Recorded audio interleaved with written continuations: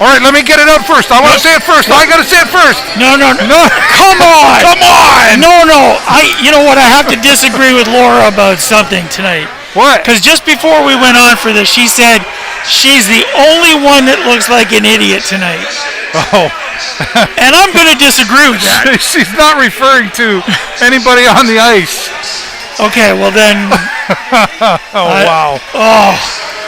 She was referring to that she got all dressed up for Christmas. She totally did. Looks many great. Other people. But I know what you're referring to. Tights. Listen, I'm sitting up there at the Hughes Intelligence security hockey booth, looking down upon, and I can hear Jay Peckham way across the arena going, WTF, what's going on? Now, before you get into it, because I know I won't get a word in after, I saw at the beginning of this hockey game, I saw the referees kind of relaxed, I thought. They were like letting them play hockey. Even in the beginning, they were breaking things up, and they were letting away you go. Just so you know, we've got to have time to talk about how the Sarnia thing played out there. Okay, sure. Ready, set, go. Can I cuss? I don't know. You can say mother, father. Oh my good Lord! I don't know. Good Lord, love a duck. I don't know what that referee. He was standing there. Twice. Standing there. I can think of 2 times. Standing there, Dave. Their player is piled on top of our guy, clearly holding his leg, holding him from moving, standing, or anything like that. He had everything, right. And then. As our guy started to finally get away, he whacks him with his stick. And then he takes a stick and hooks the next guy, our guy, in front of him. Yeah. All the while, holding up 2 of our players, and then Flint scores the one and only goal of that period. Yeah. And I don't get it. You could call it a short-handed goal. Oh, my God.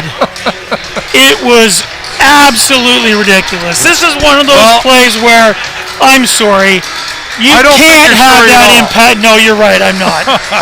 Can I take my mask off and show you what I think of the refs? Sure, I don't care. Good Lord. You know what, I'm the last one. You know, I always say, I wouldn't want that job. Whoopsie daisy. I wouldn't want that job for anything. But I saw clearly. Maybe I've been hanging around you long enough that I start paying attention to that more. I don't know. And here's the next thing I don't get. I don't understand that. Now, okay. And here's the next thing I don't get. Right. Just put the last little piece on this little referee rant thing. If it had been us and we had scored, their coach would have called for the video replay.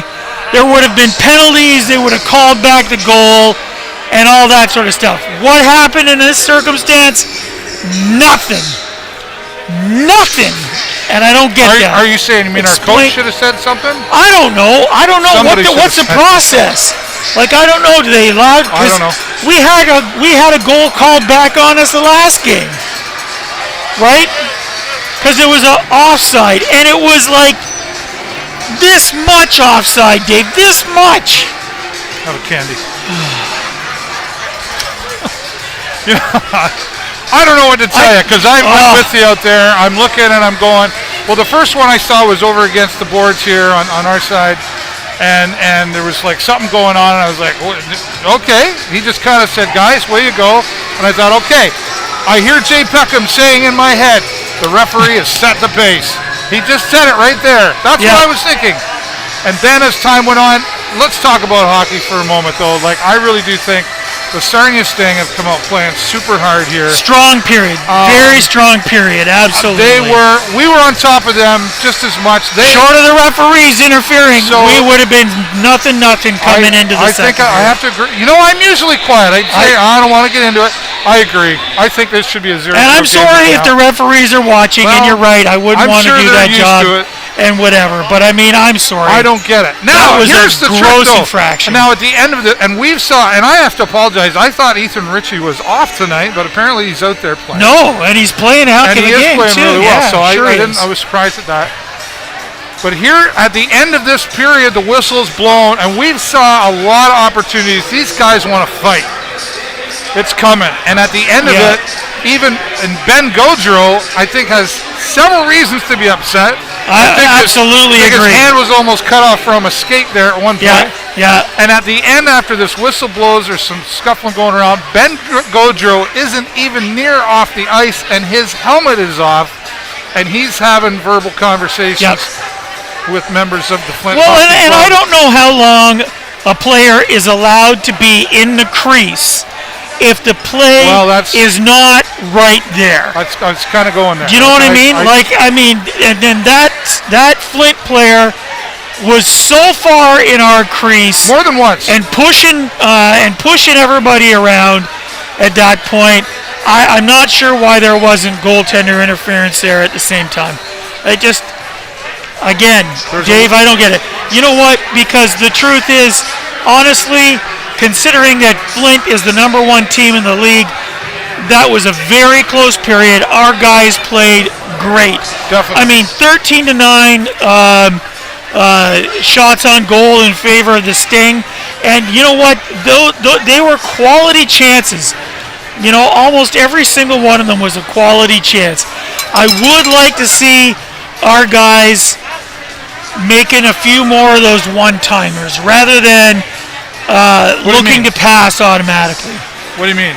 Well, the one-timer is like, you know, we have a couple of playmakers in our team, right? Like, you know, DeGursey's a great playmaker, and Theo Hill is a good playmaker.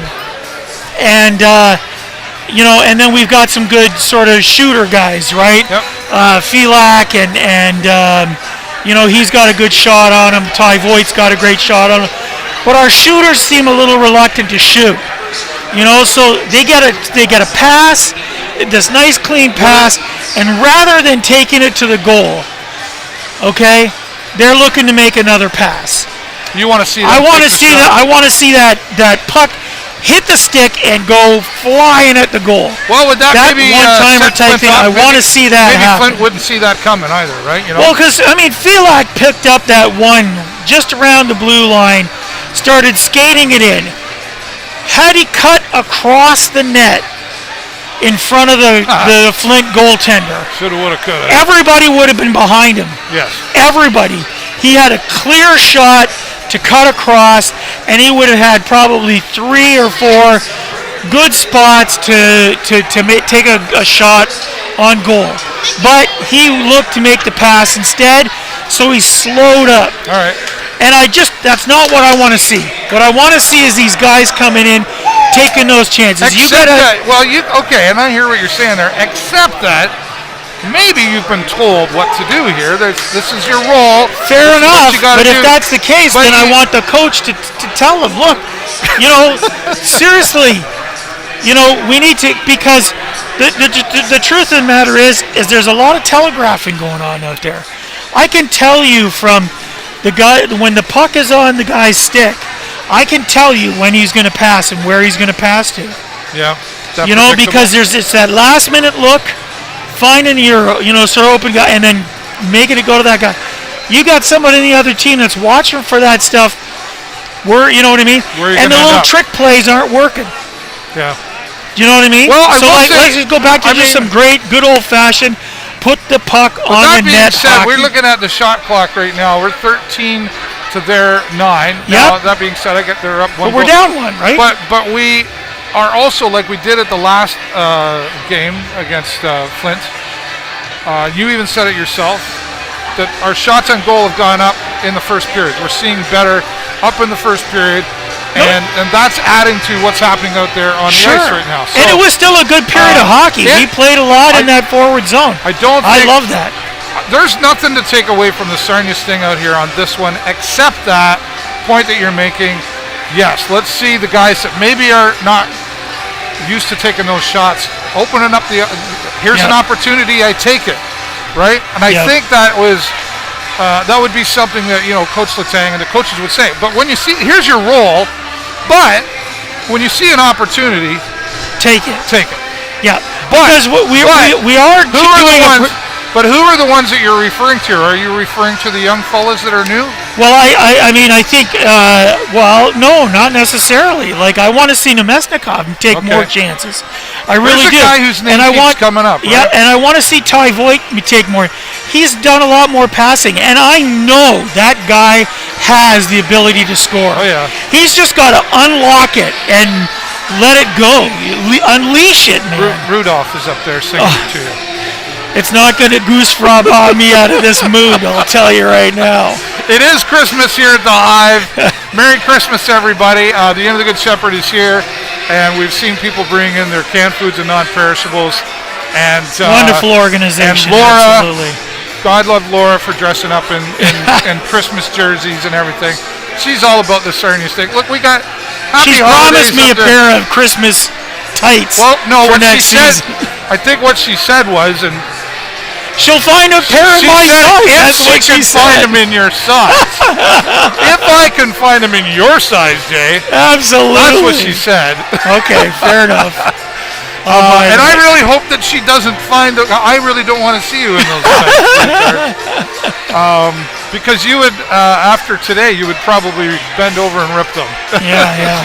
You're flexing today, buddy. Well, I may go after one of those ugly Christmas sweaters that are Sting players, and they're doing a live auction. Yeah, they'll be doing right that after afterwards, the game which today, is terrific. Speaking of after, we'll still be doing the post-game press conference here as well, so make sure you're here and around for that. And I got a feeling that even if Laura wanted to be back here after the next intermission, she wouldn't be allowed because Jay Peckham is definitely going to have more to say. Regardless, he's either going to be really happy. I'm spent. Or maybe I'm spent. Well, and if he doesn't show up, we'll know why. Yeah, we'll know why. Fair enough. All right. Well, we're about 2 minutes away, so Jay, you can go and find your leotards. Take some candy. Cheers, mate. Well, come on, this stuff's bad for me. We'll pass it out to your people around here or something like that. Yeah, Laura brought lots of the candy here, so she kind of is here, fatten right? me up. And you need a hug. All right, we're going to move on here. A couple minutes away, we're going to go let Jay Peckham relax before the next period, and we'll be back shortly. It is 1-0 for the Flint Firebirds. Hopefully that's something different. I'm David Burrows on behalf of my dear friend Jay Peckham. Go Sting, go!